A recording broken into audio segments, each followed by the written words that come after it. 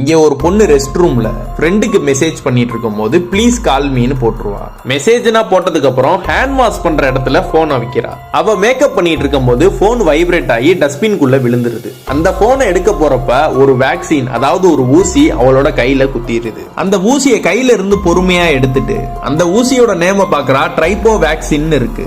அந்த டஸ்ட்பின்ல இருந்து ஒரு வழியா அந்த போனை கண்டுபிடிச்சு கூகுள்ல ட்ரைபோ வேக்சினை சர்ச் பண்ணி இதனால நம்மளுக்கு ஏதோ ஆபத்து வந்துடக்கூடாதுன்னு அதை பத்தி தெரிஞ்சுக்கிறா. அதுல என்ன சொல்றானுங்கன்னா, இது ஒரு ஆபத்தான வைரஸ், இது நம்ம உடம்புக்குள்ள போயிருச்சுன்னா உடனே ஹேண்ட் வாஷ் பண்ணிடணும், அப்படி இல்லைன்னா நம்மளோட உயிருக்கே ஆபத்துன்னு சொல்றாங்க. இவளோட கையை திறந்து பார்த்தா கையில ஓட்ட ஓட்டையா இருக்கு. இவளும் வேக வேகமா போய் சோப்புனா போட்டு கையை நல்லா ஹேண்ட் வாஷ் பண்றா. கையனா ஹேண்ட் வாஷ் பண்ணி தொடச்சதுக்கு அப்புறம் பாக்குறா கை நிறைய ஓட்ட ஓட்டையா இருக்கு. அதெல்லாம் பார்த்து பயந்த இவ கீழே டிரால இருக்கிற ப்ளீச்சிங் பவுடரை எடுக்கிறா. அதெல்லாம் கையில போட்டு கைய வாஷ் பண்ணி பாக்குறா.